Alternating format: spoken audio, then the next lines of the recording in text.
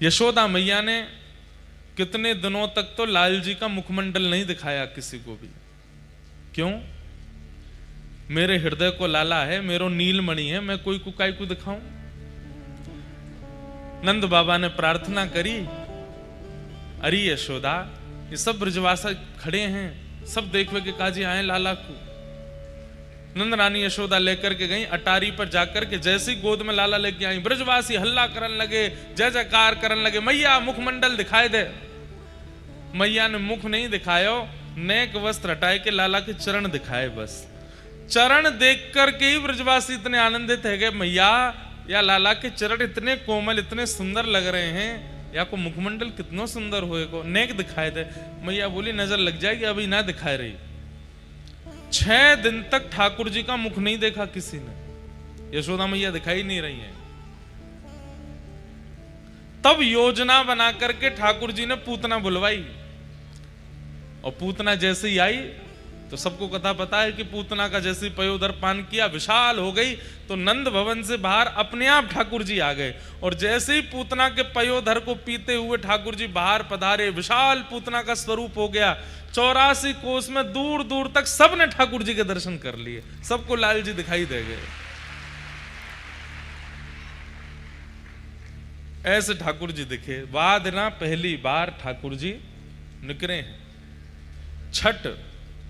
छठ पूजा जिस दिन थी, ठाकुर जी की छठी पूजी गई, उसी दिन ठाकुर जी के दर्शन सबको भये। इसलिए नाथद्वारा में और कई जगह छठ उत्सव और सुंदर मनाते हैं ठाकुर जी का, क्योंकि आज प्रथम दर्शन भये लाल जी के। नाथद्वारा में और हमारे पुष्टि मार्ग के कई स्थानों पर तो छठ उत्सव ठाकुर जी का जन्माष्टमी से एक दिन पहले करते हैं। आज जन्माष्टमी है, मानो कल जन्माष्टमी है, तो आज छठी उत्सव आज करेंगे। उल्टी रीति भाई, जन्माष्टमी के 6 दिन बाद छठी होनी चाहिए, पहले एक दिन कैसे हो जाता है? तब आचार्य चरण कहते हैं, बोले इतनो उत्सव मनो ब्रजमंडल में कि मैया भूल गई लाला की छठी पूजनो। जब जन्माष्टमी दोबारा आई तब कोई वयोवृद्ध ने आके बताई, मैया कल लाला 1 वर्ष को है जाएगो। अरे कल तो अष्टमी है। बोले हाँ, लेकिन मैया तुमने लाला की छठी तो पूजी नहीं। तो मैया बोली अब कहा करूं? बोले तो आज पूज लो, कल लाला 1 वर्ष को होएगो, आज पूजो। वाह प्रणाली सो आज तक पुष्टि मार्ग में कई स्थानों पर एक दिन पहले छठी पूजा लाला की। अनेक भाव है, लेकिन हमारे व्रज को एक बहुत सुंदर भाव है। कहा वृषभानु बाबा और नंद बाबा ये दोनों बचपन के सखा हैं, बाल सखा हैं, किशोरी जी के पिताजी और लाल जी के पिताजी। और ये दोनों जमुना जी स्नान करवे जामे और एक दूसरे के हाथ पकड़ करके जमुना जी में गोते लगामे, और हर गोता में कहें हमारो तुम्हारो प्रेम बनो रहे, हमारे परिवार को प्रेम बनो रहे। नंद बाबा कहें तुम्हारो बरसानो खूब आनंद करे, वृषभानु बाबा कहें तुम्हारो नंदगाम गोकुल खूब आनंद करे। अंत में गोता लगा के कहें अगर हम में तो एक के लाला और एक के लाली है जाएगी, तो या मित्रता को हम संबंध में परिवर्तित कर देंगे और एक दूसरे के समधी बन जाएंगे। ये बात कहती भानु बाबा के नेत्र सजल है जाते। बोले मेरी तो एक ही इच्छा है। बोले का लाला आपको हो, लाली मेरी होए। मोहे तो लाली को पिता बननो है। बंधुओं, ये वृषभानु जी कौन है पता है आपको? सूर्य। सूर्य ही वृषभानु बाबा बनकर के आए हैं। प्रसंग आता है कि जब भगवान ने मोहिनी रूप धारण किया, मोहिनी रूप क्यों धारण किया है तो पता है सबको? क्योंकि समुद्र मंथन में अमृत निकला था, उसको लेकर के दैत्य भाग गए, तो भगवान ने कहा कि इनको रिझाने लुभाने के लिए हमको लाली बनना पड़ेगा। वही हुआ, मोहिनी बनकर के जैसे ही ठाकुर जी आए, इतने सुंदर बनकर के आए, राक्षसों ने सीधा अमृत कलश हाथ में दे दिया। बोले तुम पिलाओ, तुम्हारे हाथ से पिएंगे। मोहिनी भगवान बोले पहले देवताओं को पिला दूं। क्यों? अरे अमृत कलश है ना, ऊपर पतला पतला है, नीचे गाढ़ा है, पतला पतला इनको पिला देती हूं, गाढ़ा गाढ़ा तुमको पिलाऊंगी। दैत्य सब बोले तुम जैसे चाहो पिला दो, हम तो तुम्हारे हाथ बिक गए हैं। इतने सुंदर बन के आए ठाकुर जी। कहते हैं केवल दैत्य नहीं, देवता भी ठाकुर जी के रूप पर मोहित हो गए थे। कई लोगों को ये बात अनुचित सी लग जाती है। हमारे देवादिदेव महादेव जब मोहिनी भगवान प्रकट हुए ना, तो मोहिनी रूप देख, वो तो जानते हैं कि नारायण ही हैं और मेरे इष्ट हैं। मोहिनी भगवान के पास गए, बोले मैं तुमसे ब्याह करूंगा। मोहिनी भगवान बोले नारायण हूं मैं, देवताओं दैत्यों के लिए आया हूं। बोले जो भी हो, अब तो हम आपसे ब्याह करेंगे। आप इतने सुंदर बन के आए हो, हमसे ब्याह कर लो। इतने सुंदर लग रहे थे। अरे वरुण जी, चंद्र जी, जितने देवता हैं सब पीछे पड़ गए मोहिनी भगवान के। पर मोहिनी भगवान को माया करनी पड़ी, नहीं तो देवता ही पीछे हो गए थे। बोले तुम्हारे लिए नहीं, दैत्यों के लिए बन के आया हूं मैं।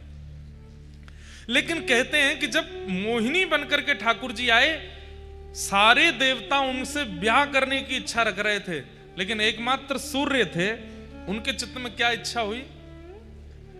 सबके मन में इच्छा है इतनी सुंदर पत्नी हो, पर उनके मन में इच्छा थी इतनी सुंदर बेटी हो, मेरी बेटी, मैं इतनी सुंदर पुत्री का पिता बनूं, ये मुझे सौभाग्य मिले।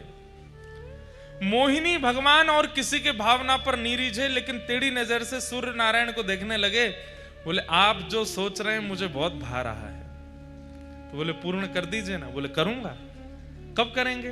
बोले द्वापर में जब हम कृष्ण बनकर के आएंगे, तब आप ही वृषभानु बनकर के आएंगे और आपके यहां मेरी ही आह्लादनी शक्ति। आह्लादनी शक्ति मतलब कुछ अलग नहीं है बंधु। आह्लादनी शक्ति किसको कहते हैं? जैसे हर व्यक्ति का एक्साइटमेंट व्यक्त करने का एक तरीका होता है। जैसे किसी को बहुत खुशी होती है तो वो नाचता है, किसी को बहुत खुशी होती है तो वो रोता है, किसी को बहुत खुशी होती है तो वो चिल्लाता है, चीखता है, दौड़ता है, खेलता है, कुछ खाने जाता है, घूमने जाता है। सबका अपना तरीका है अपनी प्रसन्नता व्यक्त करने का। जब परम पिता परमात्मा श्रीमन नारायण, जब उनके चित्त में अत्यंत आह्लाद होता है, तो उनका आह्लाद वो प्रकट नहीं कर पाते, वो जमा होता जाता है, इकट्ठा होता जाता है। ठाकुर जी मन में विचार करते हैं कि इसको कैसे प्रकट करूं, इसको कहां व्यक्त करूं।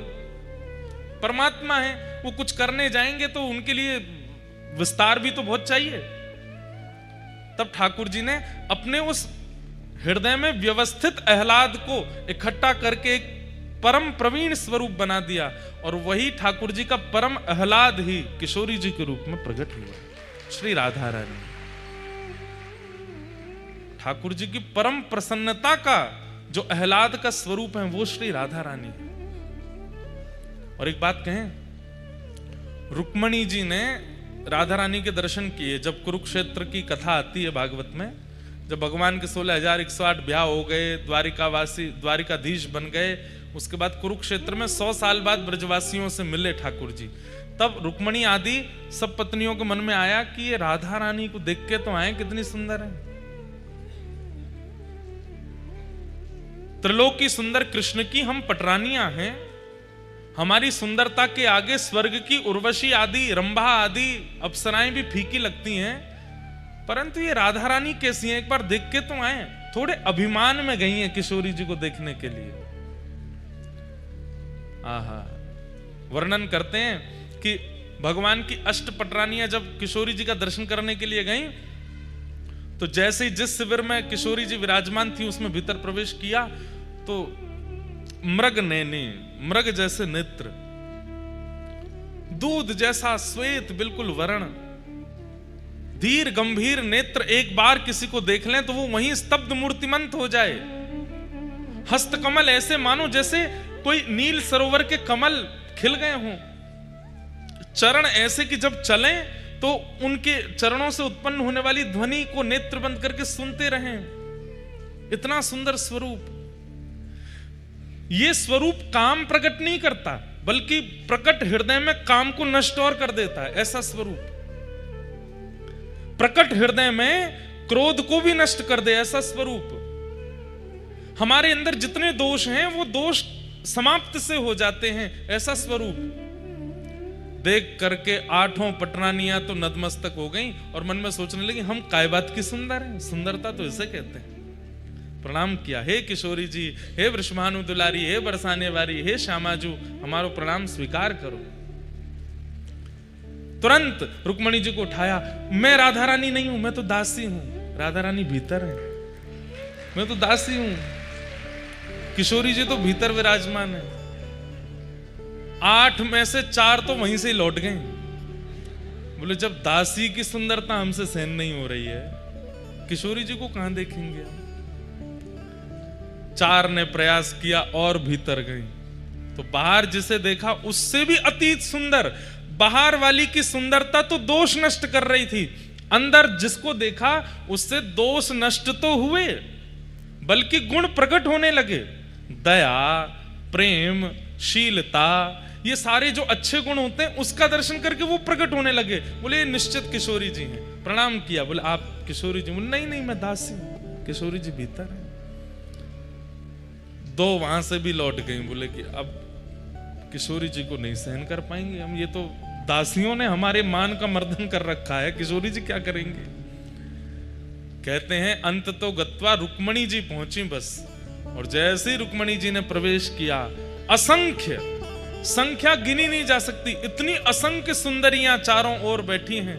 और उन सबकी सुंदरता में विशेषता यह है, एक की भी सुंदरता काम प्रकट नहीं कर रही है, सबकी सुंदरता गुण प्रकट कर रही है, नेत्रों से अश्रु प्रकट कर रही है, दीनता प्रकट कर रही है, दैन्य प्रकट कर रही है। और उन सब के मध्य में एक सिंहासन पर तप्त कांचन गौरांगी श्री राधे वृंदावनेश्वरी श्री किशोरी जी विराजमान है।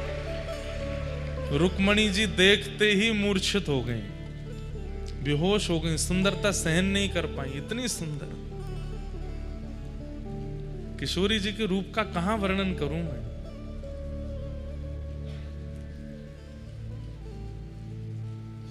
तुरंत किशोरी जी ने जाकर के रुक्मणी जी को संभाला। जब होश में आई, कहां तो देखने आई थी, परखने आई थी, जानने आई थी, अब स्थिति क्या हो गई।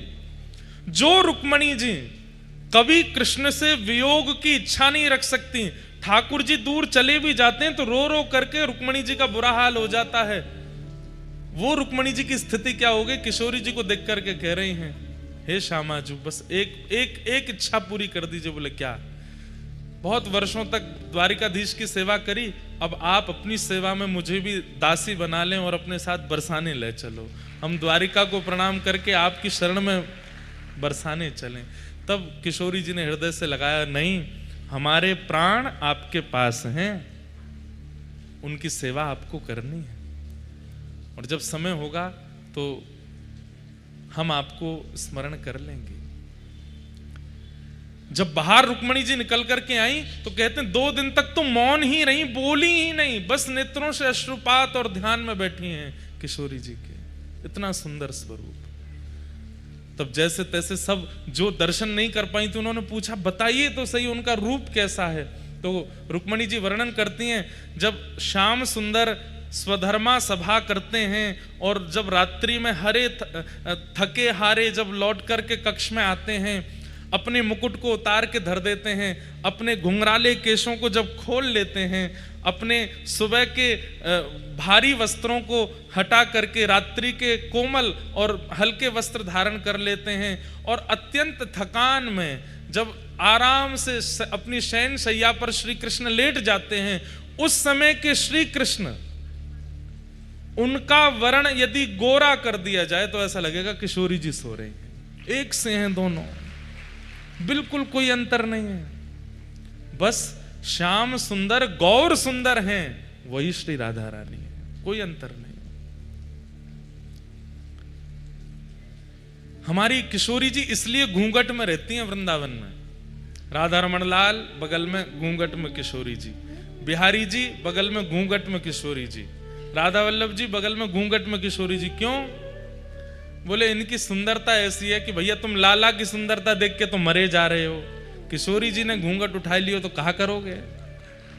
और ये तो चलो एक वैसी बात है, लेकिन वास्तविक बात क्या है, ये जो श्याम सुंदर यूं खड़े हैं ना, फिर ये घूंघट उठ गया तो यूं ही रहेंगे, उनको ही देखते रहेंगे, यूं नहीं रह पाएंगे। जब देखी वृषभानुजा ही विच उठी हुक, वंशी रह गई हाथ में, फिर न लागी फूंक। ये वंशी तब तक बजती है जब तक किशोरी जी नहीं आई। जैसे ही किशोरी जी दिख जाती हैं, ठाकुर जी वंशी नीचे, किशोरी जी कहें आप मेरे सामने क्यों ना बजाओ। अरे श्यामाजू कहा बताऊं, आप जैसे ही सामने आमे या में फूंक ही ना पड़े, या में स्वर ही ना निकले। तो इसलिए किशोरी जी क्या करती हैं, सघन कुंज में छुप करके वंशी सुनती हैं ठाकुर जी की। क्यों, वो जैसे ही आती है वंशी बंद हो जाती है। बड़ी लीलाएं भैया, ब्रज की अंतरंग लीलाएं, उनका कहां तक वर्णन करें, एक से एक अद्भुत लीला।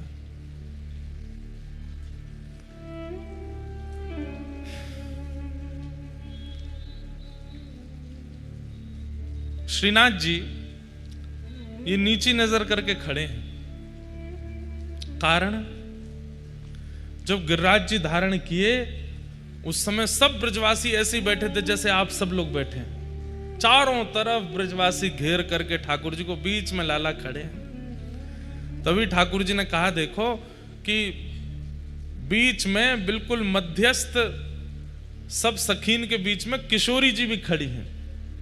ठाकुर जी बोले जय बढ़िया है, लाडली जी सामने खड़ी हैं, इनके रूप लावण्य को दर्शन करूं। तो किशोरी जी को देख रहे हैं ठाकुर जी, गिरिराज जी धारण करके नीचे खड़ी हैं, या हमारे ये स्वरूप है, ऐसे नीचे नजर करके किशोरी जी का दर्शन कर रहे हैं। हमारे जयदेव महाप्रभु तो गीत गोविंद में कहते हैं, अभिनव जलधर सुंदर धृत मंदर है, श्री मुख चंद्र चकोर जय जय देव हरे। बोले भैया लाल जी ने इंद्र ते कही है कि तू 7 दिना नहीं, तू जब तक तो पे है ना सके तब तक वर्षा कर तो ही रहे। जयदेव महाप्रभु कहते हैं, बहुत सुंदर बात है, ध्यान से सुनो। जयदेव महाप्रभु बोले हे महाप्रभु जगन्नाथ जी एक बात बताओ। बोले क्या? आपने गिरिराज जी उठाए, सबको पता चल गया कि आप भगवान हो, इंद्र को पता नहीं चला। और इंद्र ने इतनी बुद्धि विवेक नहीं रखी कि 7 वर्ष का बालक 7 कोस लंबे चौड़े गिरिराज जी को एक उंगली पर धारण कर रहा है, ये सामान्य मानव तो नहीं कर सकता, ये परमात्मा ही होंगे। और यदि इतना भी इंद्र को पता नहीं चला तो काय बात का देवराज है वो। भाई इतनी बुद्धि तो हम सामान्य लोग भी करते हैं कि इतना बड़ा कोई कार्य कर दे तो मानव तो नहीं हो सकता। तब जगन्नाथ जी बोले नहीं, इंद्र को पता चला ही नहीं था कि मैं परमात्मा हूं। बोले सुनिए, ये तो बात आपने सबको बोल रखी है कि इंद्र को पता नहीं चला, पर अंदर की बात मुझे पता है। तो ठाकुर जी बोले क्या पता है? बोले मुझे पता है, जैसे ही आपने गिरिराज जी उठाए इंद्र को तो तभी पता चल गया था कि आप परमात्मा हो। लेकिन उसने 7 दिन 7 रात्रि तक वर्षा क्यों करी? बोले क्यों? क्योंकि जैसे ही आपने देखा कि सामने किशोरी जी खड़ी हैं, एक टक देखने का अवसर मिलेगा, ना ये इधर जामेंगी ना ये उधर जामेंगी, बढ़िया इनको दर्शन करने को अवसर मिलेगा, तो आपने ही इंद्र को आज्ञा करी। बोले सुन, जितनों तो पे भंडार है बरसा तो ही रहे, मैं यूं ही खड़ा रहूंगा, ये मेरे सामने ही खड़ी रहेंगी, इनको देखता रहूंगा। वो तो 7 दिन 7 रात्रि में इंद्र के पास पानी खत्म है गयो, नहीं तो आप तो 7 साल तक यूं ही खड़े रहते। तब जगन्नाथ महाप्रभु के नेत्र सजल हो गए और उन्होंने गीत गोविंद को, जो ये पद है, इसको प्रमाणित कर दिया। बोले जो भी गाएगा इसको मैं उसको प्राप्त होऊंगा। क्यों? क्योंकि मेरे अंतरंग भेद को जयदेव महाप्रभु जानते हैं। ये 7 दिन 7 रात्रि तक कुछ भाई लॉजिकल बात है, इंद्र को नहीं पता चला कि ये परमात्मा है, मुझे नहीं वर्षा करनी चाहिए। ठाकुर जी नहीं आज्ञा कर रखे, जितना ऐसा कि बरसात हो रहे। 7 दिन बाद जब ऐसी रिमझिम हो गई तो ठाकुर जी बोले कहा भयो खत्म हो गयो पानी, सब बरसाई दियो, अब तो जय जय मुंह पे पानी ना बचो। तब जाके आपने गिरिराज जी नीचे धरे, नहीं तो आप तो यूं ही खड़े रहते। अभिनव जलधार सुंदर धृत मंदर धृत मंदर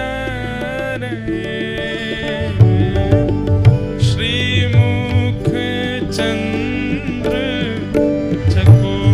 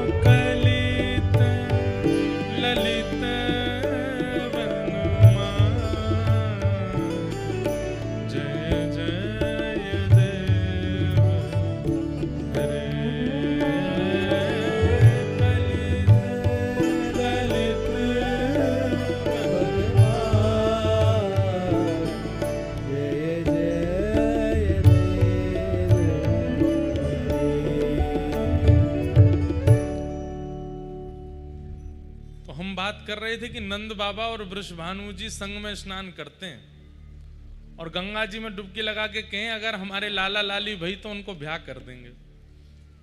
अब वृंदावन में दो रीति चलती हैं। एक रीति के अनुसार तो किशोरी जी 1 साल पहले भई हैं ठाकुर जी से, और एक रीति के अनुसार किशोरी जी 1 साल बाद भई हैं ठाकुर जी के।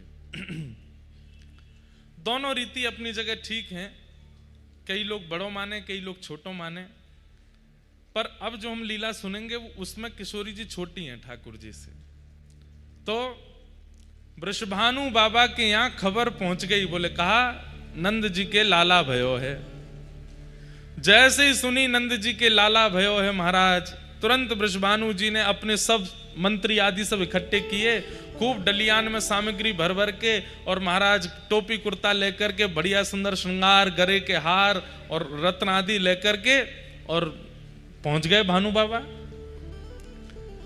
अब जगह जगह से बधाई आ रही है। नंद बाबा अटारी पर खड़े हैं। अटारी पर खड़े होकर के जैसे ही देखे भानु बाबा आए हैं, बड़े प्रसन्न, नीचे दौड़ करके आए, भानु बाबा को हृदय से लगायो, अरे भैया आप सबकी कृपा से लाला भयो है। भानु बाबा बोले यही मारे तो हम सामग्री लेके आए। बोले इतनी सामग्री? हाँ भैया रखो सब सामग्री। सामग्री रखी तो जब उठा के देखी तो बालक को जन्म हुए खिलौना आमे, बालक को जन्म हुए तो बतासे आमे और सब सामग्री आमे, पर यहाँ पे खिलौना नहीं आए हैं, तो दुल्हा के जो सामान होते हैं वो आए हैं। पहनने के वैसे वस्त्र आए हैं, वैसे ही कुंडल आए हैं, वैसे गले के बगनखा आए हैं, सिर की पाग आई है, पामन की छोटी छोटी जूती आई हैं, और एक दूल्हा का जो आवरण होता है वो सब आया है। नंद बाबा बोले सामग्री तो बहुत आई, पर ये तो कुछ अलग सी है। तो हमारे जमाई राजा भय हैं, उनके काजे लेके आए हैं, और हम तो टीको करके जाएंगे। मतलब ठाकुर जी के जन्म है तो दूसरे दिन सगाई है गई ठाकुर जी की। और सुनो सगाई तो भाई, लाली तो अभी भाई ना, बहू को जन्म ना है भयो, पहले ही सगाई है गई है। नंद बाबा के आंखन में आंसू आ रहे हैं, और यशोदा मैया तो कह रहे देखियो ये कैसो लाला भयो हमारे यहाँ। बोले क्यों? अब भाई लाली को जन्म ही ना भयो, भानु बाबा की अभी कोई लाली है ही ना, और ये तो पक्की करके आए। पंडित जी पूरी पीली चिट्ठी आदि सब लिख रहे हैं ठाकुर जी के नाम पे, बढ़िया पक्को है गयो संबंध। नंद बाबा तब तो कुछ बोले नहीं। ठाकुर जी को टीको है गयो, गले में हार पहना दियो, छोटी सी अंगूठी पहना दी, पावन में जूती पहना दी, सिर पर पाग पहना दी, और जैसे जमाई के पांव छूमे ऐसे पांव छू छू करके, और भैया पलना में जमाई राजा झूल रहे हैं, ससुर जी परिक्रमा कर रहे हैं, वंदन कर रहे हैं। नंद बाबा तो देखते रहे, कुछ बोले नहीं, भावुक हो रहे हैं। पर थोड़ी देर बाद जब भानु बाबा आए, बधाई हो अब तो हम समधी है गए। समधन जी राम राम। यशोदा मैया भी कह सब ठीक है भैया, लेकिन नंद बाबा पूछ बैठे एक बात बताओ। भानु बाबा बोले कहा मैं बुरा मत मानियो। बोले ना मानूंगा। देखो सौगंध है, बुरा मत मानियो। बोले ना मानूंगा। तुमने लाला को टीको कर दियो, अंगूठी पहना दी, सब कर दिए, रिश्तो पक्को कर दियो, सगाई कर दी, पर बहू कहाँ है? हमारी बहू को जन्म तो भयो ना अभी, और जहां तक मोए खबर है अभी दूर दूर तक कोई संकेत भी नहीं है कीर्ति मैया के। तो ये आप ये पक्की अक्की करके चले गए हो, कैसे या को होगो कैसे? बोले कि देखो ब्राह्मणन ने संग लेके आया हूं और शास्त्रन में बताए गए रीति रिवाजन के अनुसार मैंने सब संबंध कर दियो है, टीको कर दियो, जूती पहना दी, अंगूठी पहना दी, सब पक्की कर दी, सगाई है गई, ब्राह्मणन की साक्षी में सब मैंने कर दियो। अब जमाई तो मेरे लाला बन गयो है, अब जमाई की पूर्ति करवे के काज देवतान को लाली भेजनी पड़ेगी मेरे घर। अब तो लाली को आनो ही पड़ेगो।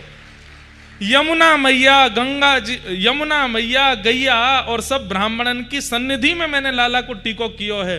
अब इन सबन की जिम्मेवारी है कि लाला की सगाई है गई है, मैं ससुर बनूंगा। अब ससुर तब बनूंगा जब लाली होगी, तो लाली इनको देनी पड़ेगी। या हमारे मैं तो पक्की करके आया हूं कि अब लाली होएगी, अब तुमको भरोसा लाली ही होएगी। सब बाहर जैसी बात खबर हवा की तरह, ऐसी बातें तो बहुत जल्दी फैल जाती हैं। वैसे कितना अच्छा कर रहा है व्यक्ति संसार में, वो कितना दान कर रहा है, कितना पुण्य कर रहा है, कितने भले कर रहा है, उसकी बात नहीं फैलेगी। लेकिन एक तो उसने गड़बड़ी क्या करी ये बात, और किसका कहां कैसे संबंध सगाई कहां हो रही, ये बहुत जल्दी फैल जाती है, हवा की तरह फैलती है। बाहर हल्ला मच गया, बोले अरे बधाई हो बधाई हो। बोले काय बात की बधाई? बोले लाला भयो, बाकी तो बधाई चली रही है, अब काय की बधाई? बोले लाला को संबंध भी है गए हो, लाला की सगाई है गई। सब ब्रजवासी नंद घर आनंद भयो गा रहे थे, अब कहा गा रहे हैं? नंद मेहरगर धोटा जायो, बरसाने ते टीको आयो।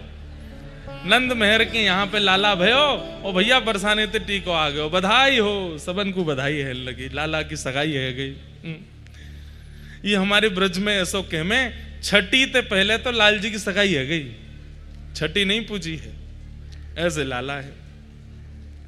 एक वर्ष बाद, एक वर्ष एक महीना बाद, लगभग 13 महीने बाद भानु बाबा के यहां लाली ने जन्म लियो। श्री किशोरी जी को जन्म भयो, श्री राधा रानी को जन्म भयो। आहा,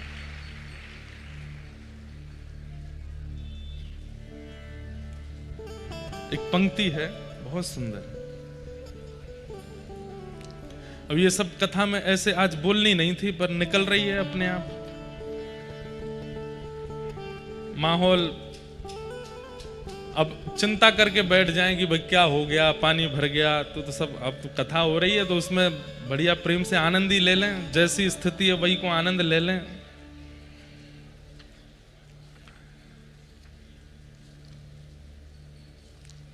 जब किशोरी जी को जन्म भयो तो नंद बाबा ने मन में ये विचार करी, और यशोदा मैया तो कहते जा 1 साल के लाला हैं, गोद में लेकर के मैया बढ़िया सुंदर पीतांबरी और धोती पहना के, टोपी पहना के ले जा रही हैं। लाला ससुराल जा रहे हैं पहली बार, 1 साल के। और यशोदा मैया से नंद बाबा कहते जा रहे हैं, भाई लोगों में थोड़ा होता है ये वाला स्वभाव। वो कह रहे हैं देखो हमारे लाला को जैसो नंदोत्सव भयो ना, वैसो नहीं हो रहा होगो बरसाने में। हमारे लाला जितनो थोड़ी है रहोगो, हमारे लाला के उत्सव में तो ये भयो ये भयो ये भयो, सब उनको लग रही है कि हमने ज्यादा बढ़िया कियो, बरसाने में इतना बढ़िया नहीं है रहोगो। ठाकुर जी मंद मंद सुन रहे हैं सबरी बात। बोले कि भैया ससुराल में हमारी नेक और बढ़िया है जाएगो तो आनंद आ जाएगो। तो जैसे ही बरसाने आने लगे, समीप पहुंचने लगे, तो जैसे वर्षा में नीले बादल आकाश में दिखाई देते हैं, थोड़ी दूर बचा है बरसाना, पीले पीले पीले केसरी गुलाबी और ऐसे विचित्र विचित्र रंग के बादल दिखाई दे रहे हैं आकाश में। तो नंद बाबा बोले एक गुलाबी बादल तो पहली बार देखो मैंने, एक केसरी बादल तो पहली बार देखो, पीरो बादल पहली बार देखो, हरो बादल पहली बार देखो, ये कैसे ऐसे बादल है रहे हैं? तो बताए, बोले भैया भानु बाबा के लाली के जन्म में इतनो वीर गुलाल उड़ाया गयो, इतनो दही केसर कीच उड़ाई गई कि वे उड़ते उड़ते आकाश तक पहुंच गई, और आकाश के बादल भी रंगीन है गए।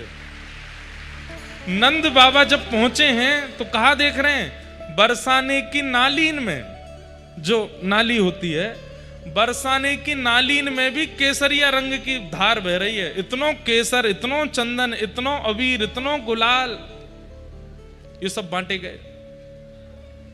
और महाराज लाला जब भयो ना नंद बाबा के, तो नंद बाबा एक अटारी पर बैठ गए और सबंत कह दी, अपने अपने घर से बर्तन ले आओ, जितनो बड़ो बर्तन उतने लड्डू दूंगो। लेकिन यहां का हैरो है, यहां पे एक कोने में तो भानु बाबा बैठ करके बर्तन भी दे रहे हैं बड़े बड़े, और फिर उन बर्तनन में भर भर के लड्डू भी दे रहे हैं, रतन दे रहे हैं, आभूषण दे रहे हैं। महाराज इतनो सब देख करके नंद बाबा बोले, अरे मेहर, मुंह को तो लगी हमारे लाला को उत्सव बढ़िया भयो, लेकिन ये वृषभानु बाबा की लाली के उत्सव के आगे तो ऐसा लग रहा हो कोई छींटा होगा हमारे लाला को उत्सव, इतनो बृहद उत्सव। ठाकुर जी बड़े खुश है रहे, ससुराल आए हम पहली बार, बोलनो जाने ना है, एक दांत निकर आयो है बस। मैया लेकर के गई, खूब सारे आभूषण लेकर के आई हैं श्री जी को पधराने के लिए। सोने के पलना में श्री लाडली जी पौड़ी हैं, झूल रही हैं। जैसे ही किशोरी जी को दर्शन कियो, आहा, जितने आभूषण, जितने रत्न, जितनी मणि लेकर के आई, सब फीके लगन लगी। मन में विचार करने लगी कि ये सब तो मैं कहां दूंगी, अरे या लाली के लैया तो ये सब मणि रत्न आभूषण सब फीके या के लैया। मन में बड़ी व्यथित है गई कि मैं लाली की सुंदरता की योग्य कोई वस्तु लेके नहीं आई अपने साथ में, और जबकि असंख्य सैनिक और असंख्य ब्रजवासियों के संग डलियाओं में भर भर के रत्न लाई हैं, लेकिन वो सब किशोरी जी की सुंदरता के आगे फीका लग रहा है।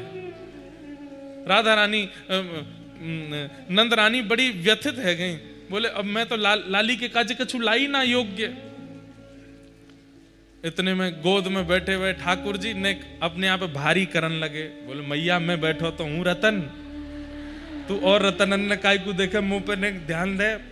अब मैया नेक नेक में संभाले लाला है, ऊंचो करे फिर लटक जाए नीचे। मैया को ध्यान ही ना जा रहा लाला पे, वो सोच रही कोई रत्न नहीं लाई। अरे नंद बाबा, हमारे गोकुल में ऐसा कोई आभूषण नहीं है, ऐसा कोई मणि नहीं जो वृषभानु लाली को दियो जा सके। ठाकुर जी फिर चोटी पकड़े, हाथ पकड़े, खोचा मारे, नेक मुंह तो देखो मैया। धीरे ते मैया डांट वे के कहा है इतना उधम मचावे। और जैसे ही ठाकुर जी को देखो, ठाकुर जी मंद मंद देख रहे हैं मैया को। अचानक तो मैया के मन में आयो, लाला और जेरी लाली। मैया बोली, अरे मेरे नीलमणि तो बढ़िया रत्न कौन होएगो। तुरंत ठाकुर जी लिए और श्री किशोरी जी के ऊपर 8 बार बारे, जैसे कोई की नजर उतारे ऐसे ठाकुर जी 8 बार बारे, और 8 बार बार करके किशोरी जी के पलना में ही लाल जी सुवाए दिए। जैसे ही सुवाए हैं महाराज, आकाश से पुष्प वर्षण हेन लगे, शंकर जी रूप बदल करके आ गए, सबन के नेत्र सजले। या झांकी को देखवे के काजे छोटी सी किशोरी जी हैं, बगल में नेक्स से लाल जी हैं, एक ही पलना में पौड़े हैं। आज पहली बार जुगल दर्शन है रहे, और वह दर्शन को करवे के लिए प्रगटी श्री राधा रूप अगाधा, सब सुख साधाना वे, मुनि प्रेम अगाधा मेटन बाधा, लख रति लोटी लजावे। ब्रज घर घर माई बटे बधाई, सब मिल मंगल गावे। कीरत बड़ भागी अति सुख पागी, पुरजन करत बढ़ाई। सुर नर मुनि हर से सुम नहीं बरसे, चढ़े विमान आए। अरे बरसाने में विमान इकट्ठे हो गए आकाश में। भानु बाबा को जा जा करके कह रहे हैं ब्रजवासी, बाबा बाहर कछु अजीब से बादल आए हैं। बाहर आए करके देखे तो बादल नहीं है, चमक रहे हैं आकाश में, एक यहां एक यहां एक यहां एक यहां। थोड़े जब नीचे आए तब देखे चतुर्मुख ब्रह्मा जी खड़े हैं हाथ जोड़ करके। इधर देखे साक्षात वरुण जी खड़े हैं, और सब पुष्प वर्षण करके भानु बाबा के अंगना में प्रगटी श्री किशोरी जी को वंदन कर रहे हैं। भय चित्र से ठाड़े लख सुड़ बारे, बाजे विविध बजावे। नारद सनकादि शिव ब्रह्मादि, भृगुआदिक मुनि जेते। इंद्रादिक जे जहां सुन नर ते तहां आए सजन समेत। सब मिलकर जोरे करत निहोरे जय जय भानु दुलारी। जय कीर्ति कुमारी जय हरि प्यारी जय जय सुखदातारी। जय नित्य किशोरी प्रिय चित चोरी यह विनती सुन लीजिए। सब देवता किशोरी जी से क्या मांग रहे हैं? कितना सुंदर बात। क्या मांग रहे हैं? ब्रजवास ही दीजे ब्रज रज दीजे चरण शरण रख लीजे। चरण शरण रख लीजे। कर जोर मनाऊं यह वर पाऊं दंपति यश नित गाऊं। पद कमल सुतोरा महु मुस मोरा मन नित जहां बसाऊं। यही बात सकल विधि स्तुति करके निज निज धाम सिधारे। नंदादिक आए अति हर्षाए सब मिल कंठ लगाए। सब ही जन गावे सब ही बजावे सब ही दही ले भागे। बरसाने आए विधिन सहाय जय जयकार करावे जय जयकार करावे। बोलो वृषभानु दुलारी की। ऐसी रूखी जय बोली आपने। बोलो वृषभानु दुलारी की। बोलो वृषभानु के जमाई की जय जय श्री राम। ये सब कथाएं प्रकट रूप से नहीं कही जाती। सब जगह कहीं कहीं भाव हो जाता है मन हो जाता है तो इनको प्रकट किया जाता है।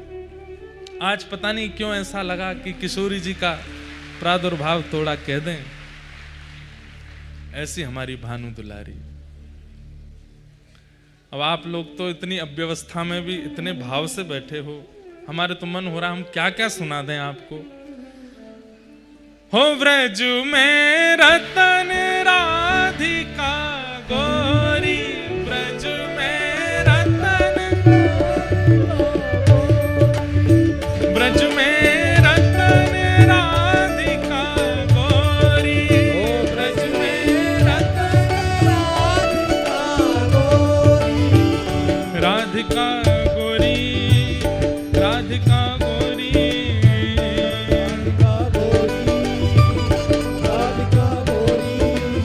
देखो अपने रिस्क पे खड़े होना, जगह गिर जाएगी फिर आपकी।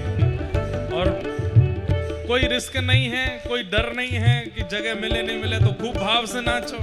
ओ राधिका गोरी राधिका गोरी राधिका गोरी। ओ राधिका गोरी राधिका गोरी राधिका गोरी राधिका गोरी। ओ ब्रज में आ ब्रज में ओ ब्रज में रतन राधिका गोरी। ओ ब्रज में रतन राधिका गोरी। ओ ब्रज में रतन राधिका गोरी। श्री राधा रानी की।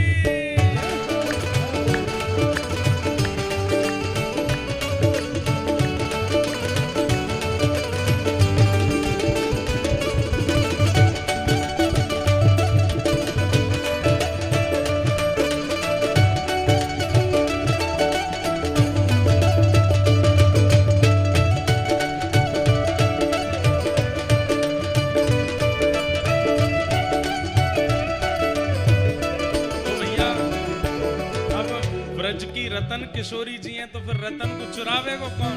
ठाकुर जी। हर लीनी वृषभानु भवन ते। हर लीनी वृषभानु भवन ते। हर लीनी वृषभानु भवन ते। हर लीनी वृषभानु भवन ते।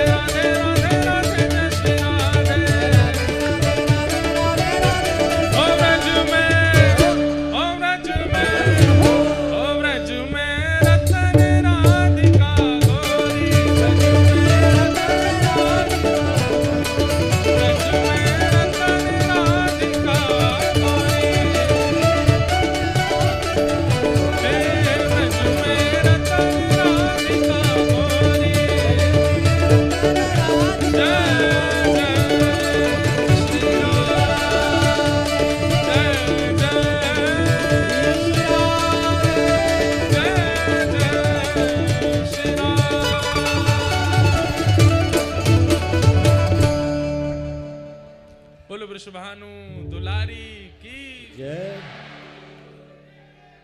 हरलीनी वृषभानु भवन ते, हरलीनी वृषभानु भवन ते, नंद सुवन की जोड़ी, नंद सुवन की जोड़ी, हो ब्रज में रतन राधिका गोरी, ब्रज में रतन राधिका गोरी। ऐसे हमारे ब्रज में कुछ लीलाएं किशोरी जी के प्राकट्य की सुनाते हैं। लाल जी 6 दिन के जैसे ही भये तो पूतना नाम की राक्षसी आई, रूप बदल करके सुंदर बन करके आई। सबको लगा कि रूप लावण्य और वस्त्र इतने सुंदर हैं तो निश्चित है कि श्रेष्ठ ही होगी, परंतु यही गलती हम लोगों से हो जाती है कि हम कई बार रूप की प्रधानता और वस्त्रों की प्रधानता से व्यक्ति का आकलन श्रेष्ठ कर लेते हैं। जरूरी नहीं है कि सुंदरता और सुंदर वस्त्र ही व्यक्ति की श्रेष्ठता बनाते हैं। सबसे विशेष उसके स्वभाव का सुंदर होना आवश्यक है। कोई व्यक्ति अगर रूप से बहुत सुंदर है तो वो बहुत लंबे समय तक अच्छा नहीं लगता। अगर उसके अति सामीप्य में रहने लगो, कुछ दिन बाद उसमें दोष गुण दिखने लग जाएंगे। लेकिन किसी व्यक्ति का स्वभाव यदि सुंदर है, भले ही रूप से सुंदर नहीं है, उसके साथ लंबे समय तक रहा जा सकता है। इसलिए रूप की सुंदरता हो अच्छा है, पर स्वभाव भी मधुर हो। अब पूतना बाह्य रूप और बाह्य वस्त्र तो ऐसे पहन के आई कि किसी ने उसको रोका ही नहीं, सब उसको जाने दे रहे थे, जाओ जाओ जाओ भीतर जाओ, बैठ जाओ। लेकिन जब यशोदा मैया के पास जाकर के ठाकुर जी को गोद में लिया, कहते हैं कि सब रूप पूतना के मुखमंडल को देख करके रीझ गए, लेकिन ठाकुर जी नहीं रीझे। ठाकुर जी ने अपने दोनों नेत्रों पर हाथ रख लिए, नहीं देखा। क्यों? कई कारण हैं। पहला कारण कि पूतना वास्तविकता छुपा करके आई, और वो ठाकुर जी को बिल्कुल प्रिय नहीं है जो अपनी वास्तविकता छुपाते हैं। वास्तविकता छुपाने का अभिप्राय मतलब सामान्य बातों में, अब ऐसे तो चोर भी अपनी वास्तविकता छुपाते हैं, डाकू भी अपनी वास्तविकता छुपाते हैं, लेकिन सामान्य रूप से जैसे हम आप जैसे लोग, हम लोग भी अपनी वास्तविकता छुपाते हैं। ठाकुर जी के सन्मुख हैं तो लोभी, हैं तो कामी, हैं तो क्रोधी, हैं तो मोही, लेकिन ठाकुर जी के सन्मुख ऐसा आडंबर करेंगे कि हम बहुत श्रेष्ठ हैं, हम तो बड़े दीन हैं, बड़े दुखियारे हैं, हम तो बड़े सरल हैं। ठाकुर जी को वो अति प्रिय नहीं लगते। ठाकुर जी कहते हैं दिखावा और अपनी वास्तविकता छुपाने वाले लोग मुझे प्रिय नहीं। जैसे पूतना, भैया ठाकुर जी वैद्य हैं और वैद्य के सामने अपने बीमारी स्वीकार की जाती है, बताई जाती है। अब जैसी भी बीमारी जो भी है बता दो, वैद्य तभी तो इलाज करेगा। ठाकुर जी वैद्य हैं, उनके सामने जाकर के सब स्वीकार करो कि नाथ हम तो ऐसे हैं, हमारे अंदर ये अवगुण हैं, हम तो इस प्रकार के हैं। सूरदास जी कहते हैं, कौन कुटिल खल कामी मौसम, कौन कुटिल खल कामी, जो तन दियो ताहि बिसरायो, जो तन दियो ताहि बिसरायो। स्वीकार करते हैं सूरदास कि मैं श्रेष्ठ नहीं हूं, जबकि सूरदास कौन है ये सब जानते हैं, उनसे ज्यादा श्रेष्ठ कौन हो सकता है। लेकिन वो ठाकुर जी से कह रहे हैं मैं कुटिल हूं, मैं कामी हूं, मैं ऐसा हूं। वास्तविकता में अपने अवगुणों को स्वीकार करें ठाकुर जी का कि नाथ हम ऐसे हैं, आप कृपा करो, छुपाओ नहीं, छुपाव नहीं।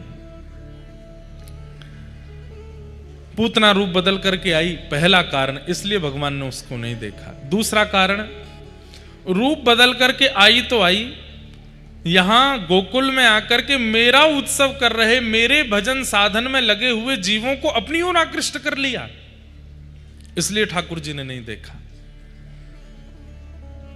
कथा चल रही है, यहां पर सब लोग ध्यान से कथा सुन रहे हैं, लेकिन आपकी कोई ऐसा विषय, कोई ऐसी वार्ता या कोई ऐसा काम वो आपको खींचता है, बार बार कह रहा है चलो वो काम ज्यादा जरूरी है, वो करना है, वो वही पूतना है जो ठाकुर जी से विलग करे, जो ठाकुर जी से दूर करे।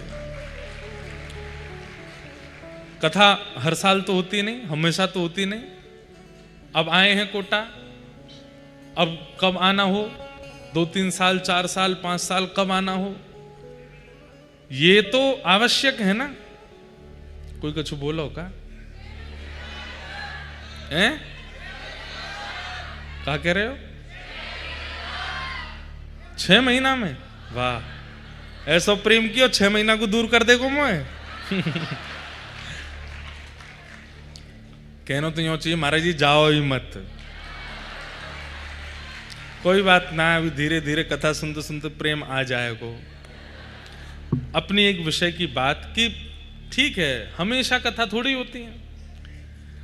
अब इस समय कथा में आप बैठे हैं और किसी कारणवश मन आपका विचलित होता है कि वहां क्या हो रहा होगा, वो करने जाना है, वो यही ठाकुर जी के संबंध में जो विक्षेप है वही पूतना है।